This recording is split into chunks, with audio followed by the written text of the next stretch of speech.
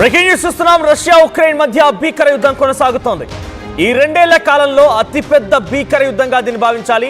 సుమారుగా 472 డ్రోన్లను ఉపయోగించి Russia Ukraine ని అతలాకుతలం చేసింది. ఇంతకంటే ముందు ఉక్రెయినే ముందుగా రష్యా పైన భీకరంగా దాడులు చేసింది. ఏకంగా ఒక ప్రత్యేక కంటైనర్లలో ఈ డ్రోన్లని అమర్చి ఉక్రెయిన్ రష్యాకి తరలించింది. రష్యాలో సుమారుగా 4000 కిలోమీటర్లు దూరం వరకు చొచ్చుకెళ్లి ఉక్రెయిన్ భీకరమైనటువంటి దాడులకు పాల్పడింది. చాలా పెద్ద ఎత్తున 41 వైమానిక స్థావరాలపైన, వైమానిక ఏరోప్లేన్స్ పైన పెద్ద ఎత్తున ఉక్రెయిన్ మొదటగా దాడికి పాల్పడింది. అయితే ఈ దాడిలో ఇటీవల కాలం జరిగినటువంటి అతి భీకరమైనటువంటి దాడి రష్యా ఉక్రెయిన్ యుద్ధంలోనే అతిపెద్ద దాడిగా దీన్ని అభివర్ణిస్తున్నారు. రష్యాలోని వైమానిక స్థావరాల లక్ష్యంగా ఉక్రెయిన్ దాడికి పాల్పడింది. సుమారుగా 41 యుద్ధ విమానాలని పూర్తిగా కూడా రష్యా ధ్వంసం చేసింది. ఇకపోతే ఉక్రెయిన్లోని ఆర్మీ ట్రైనింగ్ సెంటర్ పైన రష్యా దాడి చేసింది. సుమారుగా 12 మంది సైనికులని హతమార్చింది. 60 మంది ఉక్రెయిన్ సైనికులు అందరూ కూడా చాలా తీవ్రంగా గాయాలయ్యారు. ఒకవైపు శాంతి చర్చలకు కొద్ది గంటల ముందే రష్యా భూభాగంలోకి 4000 కిలోమీటర్ల వరకు చొచ్చుకెళ్ళింది ఈ ఉక్రెయిన్. ఆ తర్వాత అక్కడ దాడి చేసింది. సో ప్రత్యేక కంటైనర్ల ద్వారా అక్కడికి వెళ్ళిపోయి ఆ కంటైనర్లో డ్రోన్లని తరలించి ఆ డ్రోన్ల ద్వారా అక్కడ దాడి చేసే ప్రయత్నం ఉక్రెయిన్ చేసింది. ఆ తర్వాత దానికి ప్రతిదాడిగా రష్యా తిరుగుబాటు చేసింది. సో రష్యా మొన్న అమెరికా అధ్యక్షుడు డొనాల్డ్ ట్రంప్ పుతిన్ని ఉద్దేశించి ఇదే మాట్లాడుకొచ్చారు. పుతిన్ని ఉద్దేశించి ఒక పిచ్చివాడు సామాన్యమైన జనాల యొక్క ప్రాణాలు తీస్తున్నాడని చెప్పినప్పుడు కూడా రష్యా చాలా క్లియర్గా ఒక ఇన్ఫర్మేషన్ చెప్పింది. చాలా క్లియర్గా ఒక అధికారిక ప్రకటన విడుదల చేసింది. మేము కేవలం ప్రతీకార దాడులు మాత్రమే చేపడుతున్నాం, ఎక్కడ డైరెక్ట్గా మేము వారిపైన దాడి చేసింది లేదు, వారి ప్రజలను దాడి చేసింది లేదు. కేవలం ప్రతీకార దాడులే, అంటే వారు దాడి చేస్తే దాన్ని తిప్పికొట్టే ప్రయత్నమే కొనసాగుతుందని చెప్పి రష్యన్ అధ్యక్షుడు ఆఫీస్ నుంచి చాలా క్లియర్గా ఒక ప్రకటన వెలువడింది.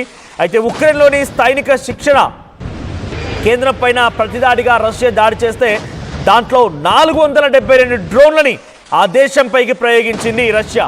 సో 472 డ్రోన్లు అంటే వారి వైపు నుంచి సుమారుగా 41 యుద్ధ విమానాలు నేలమట్టం చేసేసింది. కుప్పకూల్ చేసిన సమయంలో ఉక్రెయిన్కి తిరుగు దాడి చేయాలనేటువంటి ప్రయత్నంలో 472 డ్రోన్లని రష్యా ప్రయోగించింది. అంతకంటే ముందు 4000 కిలోమీటర్ల వరకు ఉక్రెయిన్ డ్రోన్లు ఒక కంటైనర్ సహాయంతో రష్యాలోకి రాగలిగాయనంటే 4000 కిలోమీటర్ల వరకు రాగలిగాయి, అక్కడ దాడి చేయగలిగాయంటే ఇక డెఫినెట్గా రష్యా కొంత విఫలమైందని భావించాలి. రష్యా కొంత అక్కడ ఇంటెలిజెన్స్ విభాగాలు కొంత విఫలయత్నమయ్యాయని భావించాలి. ఎందుకంటే అంత దూరం వరకు డ్రోన్లు రాగలిగాయి. ఆ డ్రోన్లను ఎలా తీసుకురాగలిగారో కంటైనర్ల ద్వారా తీసుకొచ్చిన ప్రతిదీ కూడా క్షుణ్ణంగా పరిశీలించిన తర్వాతనే అంతర్జాతీయంగా జరిగినటువంటి కొన్ని ట్రేడ్ల విషయాల్లో, కంటైనర్ల విషయాల్లో వారంతా కూడా కొంత డెసిషన్ తీసుకున్నాక పంపిస్తూ ఉంటారు. మరి అక్కడ ఎటువంటి క్రాస్ చెక్ జరిగింది, సెక్యూరిటీ చెక్ జరిగిందని తెలియదు. కానీ ఏదేమైనా కూడా సుమారుగా కొన్ని వందలాది డ్రోన్లు ఉక్రెయిన్కి సంబంధించినవి 4000 కిలోమీటర్ల వరకు రష్యా భూభాగంలోకి చొచ్చుకొచ్చాయి. సో దీంట్లో 4 మిలిటరీ ఎయిర్ బేస్లని దాడి జరిగినట్టుగా రష్యా వెల్లడించింది. ఉక్రెయిన్ సెక్యూరిటీ సర్వీసెస్ చేపట్టిన ఈ ఆపరేషన్లో TU-95, TU-22 M3 బాంబర్లు, కీలకమైనటువంటి A-50 ఎయిర్ క్రాఫ్ట్లు ధ్వంసమైనట్టు తెలుస్తుంది. 41 ఎయిర్ క్రాఫ్ట్లు రష్యా భూభాగంలోకి ఉక్రెయిన్ వచ్చి దాడి చేస్తే రష్యాకు సంబంధించిన ఎయిర్ క్రాఫ్ట్ ధ్వంసమై మీరు ఫస్ట్ విజన్లో చూస్తుంది ఆ దృశ్యాలు ఒకసారి ఫుల్గా మీకు ప్లే చేసి చూపించే ప్రయత్నం చేస్తాను. సో అక్కడ చూడండి, డ్రోన్లు వస్తున్నాయి, అక్కడ ఎయిర్ క్రాఫ్ట్ ధ్వంసం అవుతున్నాయి. ఇక్కడ కనిపించే దృశ్యాలన్నీ కూడా ఆ డ్రోన్లో రికార్డ్ అయిన దృశ్యాలే. ఉక్రెయిన్ ప్రయోగించిన డ్రోన్లో రికార్డ్ అయిన దృశ్యం చూడండి. అక్కడ ఎయిర్ క్రాఫ్ట్ పైన ఒకసారిగా డ్రోన్ కుప్పకూలిపోతుంది, ఆ తర్వాత ఎయిర్ క్రాఫ్ట్ పేలిపోతుంది. ఇలా 1 కాదు 2 కాదు, సుమారుగా 4కు పైగా ఎయిర్ బేస్లో 41 యుద్ధ విమానాల్ని పూర్తిగా కుప్పకూల్ చేసి వాటిని నేలమట్టం చేసేసి బూడిద చేసేసింది ఉక్రెయిన్. దాని తర్వాత రష్యా ప్రతీకార దాడి చూస్తే అంతా వాక్కయ్యారు. 472 డ్రోన్లు 1 కాదు 2 కాదు ఒకేసారి రష్యా నుంచి ఉక్రెయిన్ భూభాగంలోకి చొచ్చుకు వెళ్ళాయి. ఉక్రెయిన్ అతలాకుతలం అయిపోయింది. ఈ దృశ్యాలన్నీ కూడా రష్యాలో ఉక్రెయిన్ డ్రోన్ల సహాయంతో రికార్డ్ అయిన దృశ్యాలు. సో మొదటి బాక్స్లో మీకు కనబడుతుందన్న కూడా ఆ ఎయిర్ బేస్లోకి, రష్యన్ ఎయిర్ బేస్లోకి చొరబడిపోయి ఆ ఉక్రెయిన్ డ్రోన్లు రష్యా యుద్ధ విమానాలని పేల్చేస్తున్న దృశ్యాలు అవన్నీ కూడా నిజంగా ఎలా దీన్ని పేర్చుకొని వచ్చారంటే ఒక ట్రక్కులో, ఒక కంటైనర్లో పై భాగంలో మొత్తం కూడా ఉక్రెయిన్ డ్రోన్లను అమర్చింది.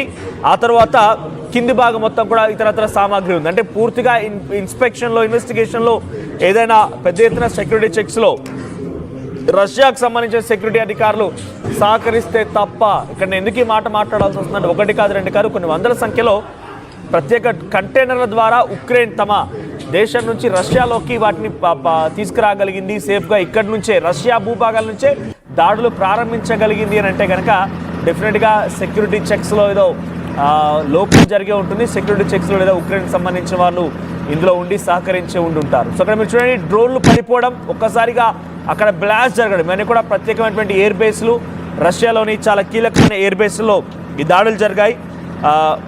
ముర్మన్స్క్, ఇర్కుట్స్క్, ఇవానోవా, రియాజన్, అమూర్ ఈ ప్రాంతాల్లో ఈ 4-5 ఎయిర్ బేస్ల్లో ముర్మన్స్క్, ఇర్కుట్స్క్, ఇవానోవా, రియాజన్, అమర్ ఈ 5 ఎయిర్ బేస్ల్లో దాడులు జరిగితే సుమారుగా 41 ఎయిర్ క్రాఫ్ట్లు పూర్తిగా కూడా ధ్వంసమయ్యాయి. అయితే ఒకవైపు శాంతి చర్చలు జరుగుతున్నాయి. టర్కీలోని ఇస్తాన్బుల్లో శాంతి చర్చలు జరుగుతున్నాయి.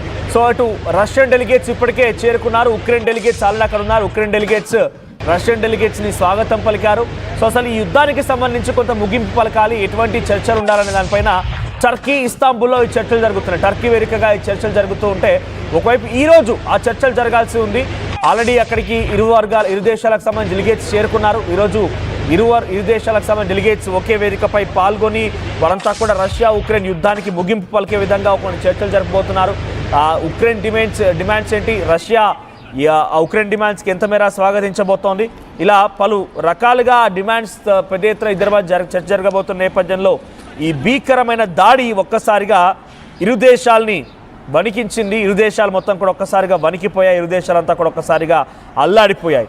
ఈ నేపథ్యంలో రేపటి రోజున ఇంకా రష్యా యుక్రెయిన్ యొక్క యుద్ధం ఏ స్థాయిలో మారుతుందో తెలుసుకుంటేనే కొంత ఆశ్చర్యం వేస్తోంది. ఇప్పుడు జరిగినటువంటి ఈ 2 ఏళ్ల యుద్ధంలో ఇది చాలా భీకరమైనటువంటి మొదటి దాడిగా, ఇంతకు మించినటువంటి దాడి ఇంతవరకు జరగలేదు. ఇంతటి భారీ స్థాయిలో రష్యా ఉక్రెయిన్పై దాడి చేయడం ఇదే మొదటిసారి. ఇది ప్రతీకార దాడి. ముందుగా ఉక్రెయినే తలగొక్కుంది, కావాలని కొరువుతో తలగొక్కున్నట్టుగా ఉక్రెయినే ముందుగా రష్యాతో తమ భూభాగంలోకి చొరబడిపోయి సుమారుగా 41 ఎయిర్ క్రాఫ్ట్లని ధ్వంసం చేసింది. 5 ఎయిర్ బేసుల్లో అల్లకల్లోలను సృష్టించింది.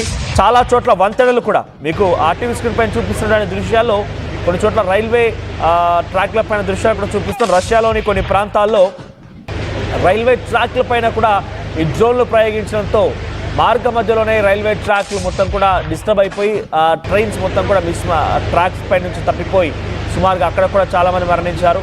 సో రష్యా ఉక్రెయిన్ పైన చేసిన ప్రతీకార దాడికి సుమారుగా అక్కడ ఉక్రెయిన్లో 12 మంది సైనికులు మరణిస్తే 60 మందికి పైగా చాలా తీవ్రంగా గాయాలయ్యాయి. ఇంకా ఈ రష్యా ఉక్రెయిన్ యుద్ధం ఇక్కడితో ఆగేలా కనిపించలేదు. అయితే ఉక్రెయిన్ అమెరికా కలిసి రష్యాను ఓడించబోతున్నాయి అంటే ఎస్ నిజమే కాబోలు. ఎందుకంటే ఉక్రెయిన్ అధ్యక్షుడికి మొదట డొనాల్డ్ ట్రంప్ కొంత వ్యతిరేకంగా కనిపించాడు. ఉక్రెయిన్ అధ్యక్షుడు జెలెన్స్కీని ఆయన ఒక రకంగా పిచ్చోడు, నీ యొక్క అహంకారమే నీ దేశ ప్రజల యొక్క ప్రాణాలు తీస్తుందని చెప్పి ప్రపంచ దేశాల ముందు ఒక జోకర్ని చేసే ప్రయత్నం చేశాడు. కానీ ఆ తర్వాత అటు ఉక్రెయిన్కి పెద్ద ఎత్తున యుద్ధ సామాగ్రి కావాల్సి ఉంది, అమెరికా సపోర్ట్ కావాల్సి ఉంది. ఉక్రెయిన్ కూడా ఏం చేసిందనంటే తమ దగ్గర ఉన్నటువంటి కొన్ని కీలకమైనటువంటి కొన్ని మైన్స్ని అటు అమెరికాకు అప్పగించింది. సో అమెరికాకి ఆ ఉక్రెయిన్ మైన్స్ అప్పగించిన తర్వాతనే అక్కడ ఆ మైన్స్ అప్పగించిన తర్వాత అమెరికా ఉక్రెయిన్కి సపోర్ట్ చేయడం ప్రారంభించిన. అందుకే మొన్న మధ్య ఏకంగా రష్యా అధ్యక్షుడు పుతిన్ పైన డైరెక్ట్గా ఉక్రెయిన్ ఒక డ్రోన్ని ప్రయోగించి అధ్యక్షుడిని టార్గెట్ చేయబోయినటువంటి నేపథ్యంలో ప్రతీకార దాడిలో భాగంగా రష్యా అక్కడి కొన్ని ప్రాంతాలపైన దాడులు చేస్తే సామాన్యమైన జనాన్ని చంపుతున్నాడు, పిచ్చోడు అంటూ కూడా రష్యా అధ్యక్షుడు పుతిన్ గురించి మాట్లాడు. అంతేగాని రష్యా అధ్యక్షుడు పుతిన్ టార్గెట్ చేసి యుక్రెయిన్ డ్రోన్ ప్రయోగిస్తే దాన్ని తప్పుబట్టలేదు. కానీ రష్యా అధ్యక్షుడు మాత్రం ఎందుకు దాడి చేస్తున్నాడు తప్పుబట్టుకొచ్చాడు. అంటే ఇండైరెక్ట్గా అమెరికా తమకున్నటువంటి అక్కడ మైన్స్ని కాపాడుకున్నటువంటి ఆ క్రమంలో ఉక్రెయిన్ పైన కొంత సవతి తల్లి ప్రేమ లేకుంటే ఒక తప్పనిసరి ప్రేమగా చూపిస్తోంది. కానీ డైరెక్ట్గా ఇక్కడ ప్రేమ పేదలు చూపించాల్సిన అవసరం అయితే లేదు. సో అమెరికా అందితే తల లేదంటే కాళ్ళు ఈ రకమైనటువంటి సిద్ధాంతంతో ముందుకు వెళ్తోంది. అమెరికా అధ్యక్షుడు డొనాల్డ్ ట్రంప్ యొక్క తీరు మనం చూస్తూనే ఉన్నాం. ఇండో పాకిస్తాన్ యుద్ధం సమయంలో కూడా ట్రేడ్ టాక్స్ కారణంగానే నేను యుద్ధేశాల మధ్య వాళ్ళ యుద్ధాన్ని ఆపగలిగాను, ఇప్పుడు రష్యా ఉక్రెయిన్ యుద్ధాన్ని కూడా అలా ఆపగలుగుతున్నానని చెప్పి ఆయన మాట్లాడుతూ పుతిన్ని దుర్భాషడం, పుతిన్ ఉద్దేశించి మాట్లాడుతూ పిచ్చివాడు అంటూ సంబోధించడం ఈ రకమైన వ్యాఖ్యలు చూసాం. తాజాగా మరోసారి ఉక్రెయిన్ రష్యా యుద్ధంలో అమెరికా మళ్ళీ ఎంట్రీ ఇచ్చి ఉక్రెయిన్కి సపోర్ట్ ఇచ్చి రష్యాని కొంత ఇబ్బందులు పెట్టాలి, రష్యాని భీకరంగా దాడులు చేయాలి, రష్యా పైన మారణహోమం సృష్టించాలన్న ఆలోచనతో ముందుకు వెళ్తుందానంటే కొంత అవుననే విషయం మనం ఆలోచించాల్సి వస్తుంది. సో అమెరికా అధ్యక్షుడు డొనాల్డ్ ట్రంప్ యుక్రెయిన్కి సహకరిస్తున్నాడు అని అంటే ఎస్, ప్రజెంట్ అయితే ఆయనటువంటి వ్యక్తిగత లాభాల దృష్ట్యా అమెరికాకి ఉక్రెయిన్లో పెట్టుబడులు ఉన్నాయి. అక్కడ కొన్ని మైన్స్ అమెరికా ఇప్పటికే లీజ్ తీసుకొని ఉంది. సో ఆ యొక్క స్థావరాల్ని, ఆ మైన్స్ని కాపాడుకునేటువంటి క్రమంలో ఉక్రెయిన్కి సవత్తల్లి ప్రేమగా అమెరికా అధ్యక్షుడు డొనాల్డ్ ట్రంప్ సహకరిస్తున్నట్టుగా అర్థమవుతుంది. ఏదేమైనా కూడా ఒకవైపు శాంతి చర్చలు, ఇరు దేశాల మధ్య రష్యా ఉక్రెయిన్ మధ్య శాంతి చర్చలు టర్కీలో ఇస్తాంబుల్లో జరుగుతున్నటువంటి ఈ క్రమంలోనే కొన్ని గంటల ముందే భీకరంగా ఉక్రెయిన్ వైపు నుంచి ముందుగా రష్యా పైన దాడులు చేయడం, 41 యుద్ధ స్థావరాలని, యుద్ధ విమానాలని పూర్తిగా నేలమట్టం చేయడం, ఆ తర్వాత రష్యా కూడా సుమారుగా 472 డ్రోన్లను ప్రయోగించి అక్కడ ఉక్రెయిన్లోని 12 మంది యుద్ధ సంబంధించినటువంటి ఆ జవానుని హతమార్చడం, ఆర్మీ పర్సన్స్ హతమార్చడం, 60 మందికి పైగా గాయాలయ్యాయి. సో ప్రస్తుతానికి ఈ మధ్య కాలంలో కానీ ఇప్పటివరకు రష్యా ఉక్రెయిన్ దాడుల్లో అతి భీకరమైనటువంటి మొట్టమొదటి దాడి ఇదే.